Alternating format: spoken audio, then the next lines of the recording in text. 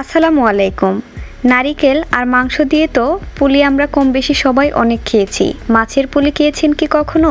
না খেয়ে থাকলে এইভাবে রেসিপিটি একবার ট্রাই করে দেখতে পারেন। বানানো সহজ আর খেতেও কিন্তু ভীষণ মজার হয়। একটা কড়াইয়ে 1 কাপ পরিমাণ পেঁয়াজ দিয়ে দিচ্ছি, 2 টেবিল চামচ পরিমাণ তেল নিয়ে নিয়েছি, সাথে 2টা কাঁচামরিচ কুচি দিয়ে পেঁয়াজগুলোকে অনেকটাই নরম করে ভেজে নেব। খুব বেশি ভাজার দরকার নেই। আদা চা চামচ করে মরিচ, হলুদ এবং ধনিয়ার গুঁড়া দিয়ে দিচ্ছি, পরিমাণ মতো লবণ, সেই সাথে আদা চা চামচ করে আদা বাটা এবং জিরা বাটা আর রসুন বাটা দিয়ে অল্প পরিমাণে পানি দিয়ে ভালোভাবে কষিয়ে নিব। মশলা দেওয়ার ভিডিওটা স্কিপ হয়ে গেছে, ভিডিওটা কেটে গেছে, সেজন্য দেখাতে পারলাম না। মশলাটা ভালোভাবে কষিয়ে নেওয়া হয়ে গেলে মাছ দিয়ে দিচ্ছি 1 কাপ পরিমাণ। মাছটা ভালোভাবে সিদ্ধ করে নিয়ে আমি অল্প হলুদ দিয়ে সিদ্ধ করে নিয়েছিলাম, তারপর কাটা বেছে 1 কাপ পরিমাণ হয়েছিল সেটা দিয়ে ভালোভাবে কষিয়ে নিয়েছি। এখন পরিমাণ মতো ধনিয়া পাতা দিয়ে নেড়ে ছেড়ে নামিয়ে নিব। আপনারা চাইলে আপনাদের পছন্দ অনুযায়ী অন্যান্য মাছ দিয়েও করতে পারেন। আমি এখানে রুই মাছ নিয়েছি। পুরটা তৈরি করে নেওয়া হয়ে গেছে। 1.5 কাপ পরিমাণ পানি, আদা চা চামচ লবণ এবং অল্প পরিমাণ হলুদ দিয়ে পানিটাকে ভালোভাবে ফুটিয়ে নিব। এরপর 1 কাপ পরিমাণ চালের গুঁড়া দিয়ে দিচ্ছি। চালের গুঁড়া দিয়ে ভালোভাবে একটা খামির তৈরি করে নিব। চুলাটা বন্ধ করে দিয়ে এখন খামিরটাকে নামিয়ে নিচ্ছি। হালকা ঠান্ডা হয়ে আসলে খামিরটাকে ভালোভাবে মথে নিতে হবে। খামিরটাকে ভালোভাবে মথে নিলে রুটিটাও অনেক সফট হয়।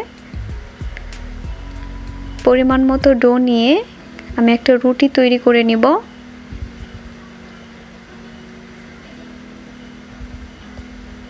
আপনারা চাইলে ময়দা দিয়েও এই পিঠাটা তৈরি করে নিতে পারেন, তবে চালের গুঁড়া দিলে পিঠাটা মুচমুচে হয়, খেতে ভালো লাগে। তারপর আমি একটা স্টিলের গ্লাস দিয়ে একই সাইজের করে কেটে নিচ্ছি। আপনারা চাইলে কুকি কাটার দিয়ে এই কাজটা করে নিতে পারেন।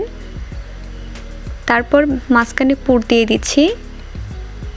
পরিমাণ মতো পুর দিয়ে সাইড থেকে লক করে দিতে হবে। খুব বেশি পুর একবারে দেওয়া যাবে না, এতে ভাজার সময় খুলে যেতে পারে। পরিমাণ মতো পুর দিয়ে আমি সবগুলো পিঠা একইভাবে বানিয়ে নিচ্ছি। আপনারা চাইলে এরকম করেও সিম্পল করেও পিঠাগুলো বানিয়ে নিতে পারেন। তাছাড়া চাইলে সাইড থেকে ডিজাইন করেও পিঠাগুলো বানিয়ে নিতে পারেন, সেভাবেও দেখতে পিঠাগুলো অনেক সুন্দর হয়। পিঠার ডিজাইনটা দেখিয়ে দিচ্ছি। প্রথমে ভিতরে পুর দিয়ে সাইড থেকে লক করে দিয়ে সাইড থেকে এরকম করে ডিজাইন তৈরি করে নিতে হবে। একইভাবে সবগুলো পিঠা তৈরি করে নেওয়া হয়ে গেছে। পিঠাগুলো বানিয়ে খুব বেশিক্ষণ অপেক্ষা করা যাবে না, এতে করে ভেজে নেওয়ার সময় সাইড থেকে কুলে আসবে। মিডিয়াম টু হাই হিটের মাঝামাঝি তেল গরম করে নিয়ে আমি পিঠাগুলো দিয়ে দিচ্ছি।